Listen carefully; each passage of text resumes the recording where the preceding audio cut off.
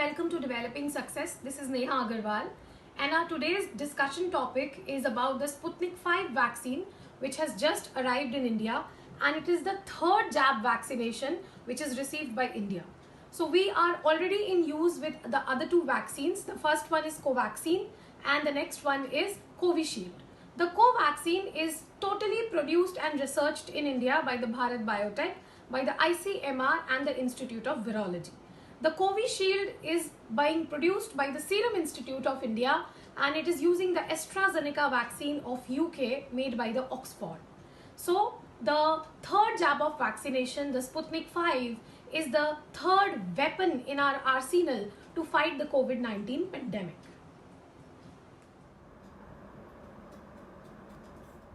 So now we will be knowing about all the informations about the Sputnik 5 vaccination.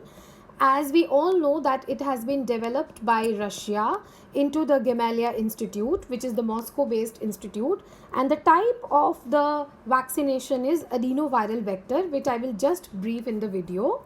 So as early as May 2020, the announcement of this vaccination was done, which actually was doubted by the international community.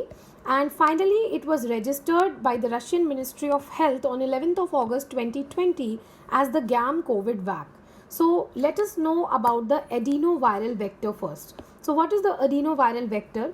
So let us consider this as the adenoviral vector, and in the adenoviral vector there is some gene coding, as you can see this one. So in this gene coding, the gene coding has been recombined. So it has been recombined by the SARS-CoV-2 weak vector. Okay, so a weak kind of SARS-CoV-2 has been injected, and the recombined vector, when enters into the human body, the spike protein is developed, and when the spike protein is developed, the body gets a signal to produce the antibodies, and these antibodies actually help us to fight the coronavirus. Now here note a point that we are not immune to the infection, but we can fight the virus with vaccination done. Okay, now we will go of how is it different in comparison to other vaccines in the world. So firstly, let me tell you that it also has two doses like the other vaccines, like the Covishield and the Covaxin in India, and also like the Pfizer vaccine of the USA and the Moderna vaccine of USA, with a 21 days gap in between the two doses. But what is different about the Sputnik 5 virus is that it is using two different vectors in its two different doses.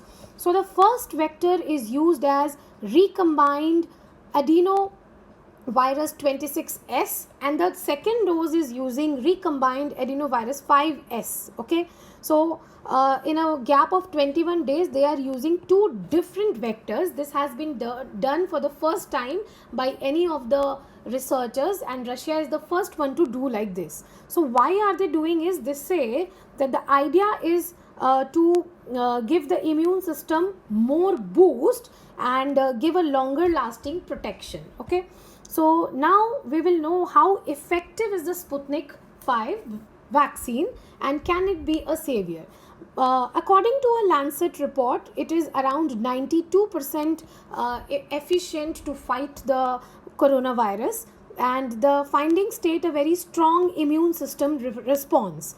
And in recently in February 2021, Russian scientists published the phase 3 trial reports, and some 18,000 participants were actually involved into the clinical trial, which was phase 3, and they claim that around 91.6% is the efficacy rate with no serious side effects. So this again put a doubt in the heads of the international community. So the countries like USA, the Canada, UK, they have responded with skepticism. Why they have done so? Because they are asking for data. So this data has not been provided in a very transparent manner by the Russian government. So that is why it is in a doubt thing.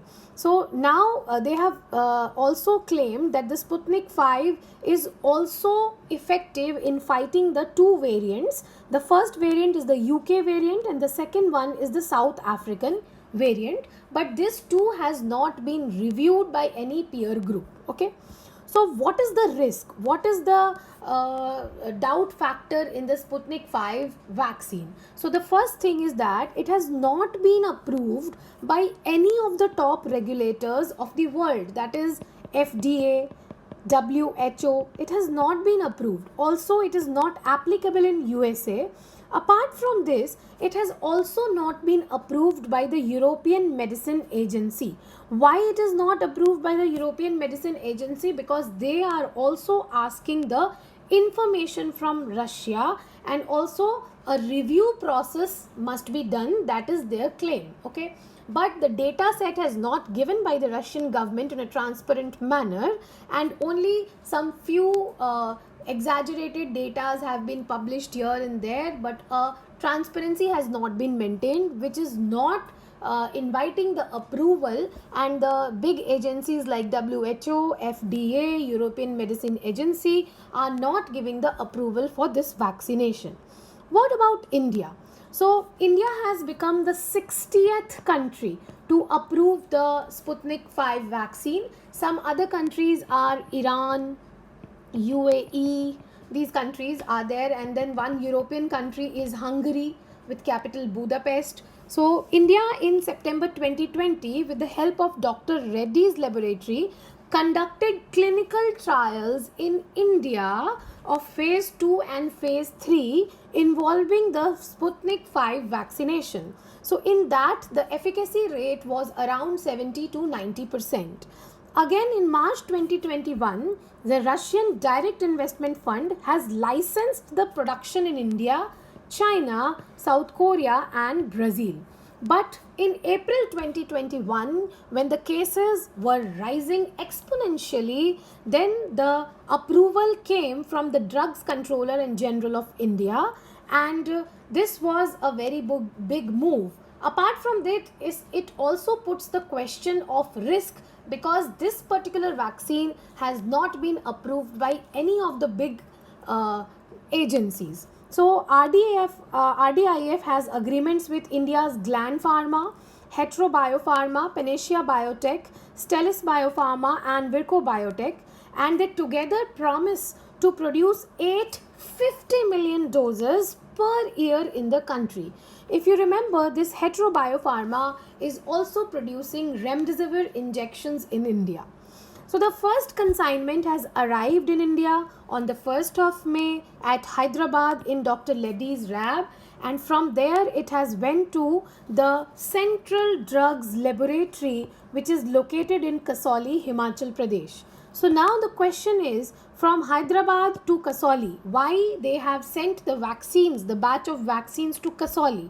So according to the Central Drugs Standard Control Organization, every batch of vaccines need to be tested at the CDL in Kasauli before it can be used under the National COVID-19 vaccine program. Why is that?